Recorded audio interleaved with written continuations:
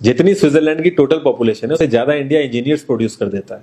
उसके बाद भी रिसर्च एंड इनोवेशन में स्विट्जरलैंड नंबर 1 पे है। इंडिपेंडेंस के बाद से रिपब्लिक ऑफ इंडिया ने 0 नोबेल लॉरिएट्स प्रोड्यूस किए इन साइंस। यूएसए ने 100 प्लस कर दिए। ASER की रिपोर्ट के हिसाब से 83% एजुकेटेड इंडियंस एम्प्लॉयबल ही नहीं है। और ये जो सुंदर पिचाई, सत्या नदेला की हम बात करते हैं, इन्होंने भी आगे चल के अपनी एजुकेशन बाहर से ही करी है। और ये सारी चीजें जो मैं बोल रहा हूं ना, इसका रूट कॉज फाइंड आउट करने के लिए हमें थोड़ा सा पीछे जाना पड़ेगा। जब ब्रिटिशर्स हम पे रूल कर रहे थे तो ईस्ट इंडिया कंपनी के सामने 2 मेजर चैलेंजेस थे। एक, कम्युनिकेशन विद इंडियन, दूसरा वर्कर्स और क्लर्क्स की बहुत जरूरत थी उन्हें।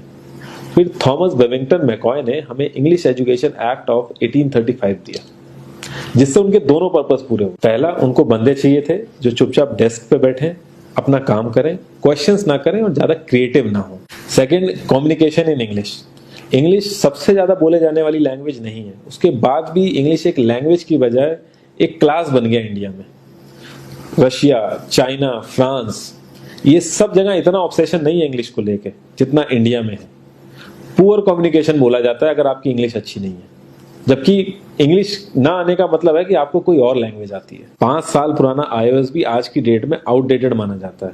लेकिन इतनी इंपॉर्टेंट चीज, हमारा एजुकेशन सिस्टम, आज भी बस थोड़े से चेंजेस के साथ ऐसे ही चल रहा है। हमारे एजुकेशन सिस्टम में रटने का कंपटीशन होता है, जो ज्यादा रट लेता है उसके ज्यादा मार्क्स आते हैं।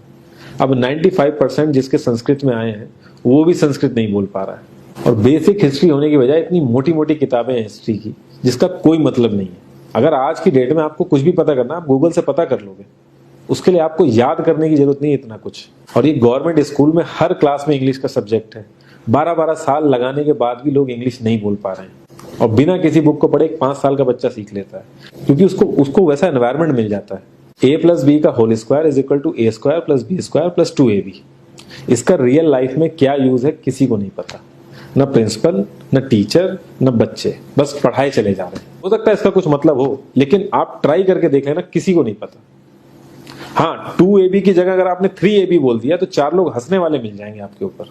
किंडरगार्टन में जो बच्चों को सिखाने के लिए टेक्निक यूज होती है वो लाख गुना अच्छी है कॉलेज की वो रटने वाली टेक्निक से।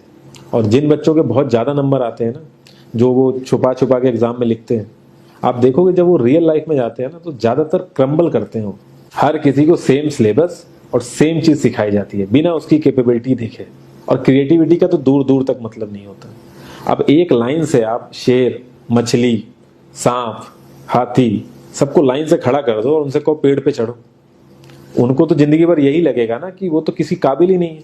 और द्रोणाचार्य ने भी पांडवों को उनकी स्किल सेट के हिसाब से उनको चीजें सिखाई, सबको एक ही चीज नहीं सिखा दी।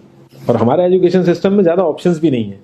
सबसे ऊपर साइंस, फिर कॉमर्स, और सबसे नीचे जाके कहीं नंबर आता है आर्ट्स का।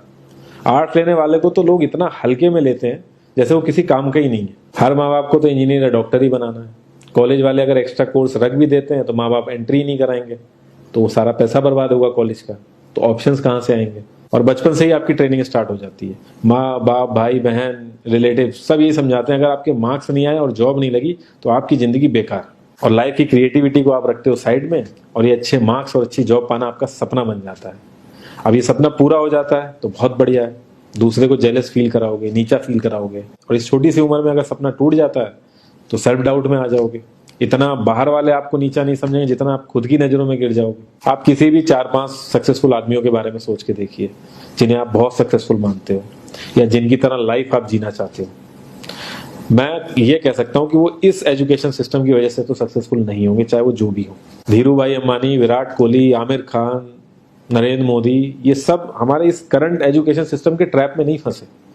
इन्होंने खुद सीखा, खुद एजुकेट हुए और खुद आगे बढ़े। किसी कंपनी के सीईओ को अगर ये कहा जाए कि आप अपनी कंपनी के सारे डिपार्टमेंट में इंटरव्यू दीजिए, तो कोई गारंटी नहीं है कि वो सारे डिपार्टमेंट के इंटरव्यू निकाल लेगा। और ये भी हो सकता है कि वो आधे से ज्यादा डिपार्टमेंट के लिए क्वालिफाई ना करे एजुकेशन वाइज, लेकिन वो पूरी कंपनी चला सकता है। तो ये जो एक स्किल है, इसके बारे में बात क्यों नहीं होती? लोग अपनी 25% से ज्यादा जिंदगी इस करंट एजुकेशन सिस्टम में लगा देते हैं ताकि अपने से कम पढ़े लिखे आदमी की कंपनी में जाके उसके सपने पूरे कर सकें। इंडिया का जो करंट एजुकेशन सिस्टम है, अगर वो इतना ही अच्छा है तो जो भी सेलिब्रिटीज हैं, पॉलिटिशियंस हैं, वो अपने बच्चों को बाहर क्यों भेज रहे हैं पढ़ने के लिए? इनफैक्ट पॉलिटिशियंस के साथ तो ऐसा करना चाहिए जिस एरिया से वो जीते हो उसी एरिया के गवर्नमेंट कॉलेज में उनके बच्चों को पढ़ना कंपलसरी हो जाए, तभी वहां के गवर्नमेंट कॉलेज सुधर सकते हैं। 368 प्यून की जॉब के लिए 1.5 लाख ग्रेजुएट और 24,968 पोस्ट ग्रेजुएट ने अप्लाई किया। मैं IAS PCS की तो बात नहीं करता हूँ, वो तो एक पैशन की बात होती है, लेकिन कुछ लोग 5-5, 6-6 साल से तैयारी कर रहे हैं कि कोई भी गवर्नमेंट जॉब मिल जाए उन्हें। उनसे पूछोगे क्यों ऐसे इतने टाइम से लगे हुए हो, तो वो एक ही चीज बोलेंगे कि जॉब सिक्योर है। मतलब आप काम नहीं भी करोगे तो आपको निकाला नहीं जाएगा। ये सारी कामचोरी वाली बातें माइंड में इसीलिए आती हैं क्योंकि हमारा जो करंट एजुकेशन सिस्टम है वो इतना कॉन्फिडेंस ही नहीं देता है कि हम अपनी स्किल के दम पे कहीं जाके काम करें और हमें निकलने का डर ना हो। मैं आने वाले 10 साल की तो बात ही नहीं कर रहा हूँ, अगर मैं आने वाले 5 साल की भी बात करूं तो टेक्नोलॉजीज में इतना ज्यादा चेंजेस आ जाएगा कि जो आज हम पढ़ रहे हैं, जिस स्किल पे हम फोकस कर रहे हैं, पता नहीं वो रेलेवेंट भी होगी कि नहीं उस समय। Cloud computing, SEO, digital marketing, ये सब जॉब्स पहले एग्जिस्ट ही नहीं करती थी। हम लोगों को एजाइल होना पड़ेगा, नई नई चीजों को सीखने के लिए ओपन रहना पड़ेगा, क्रिएटिव माइंड लगाना पड़ेगा।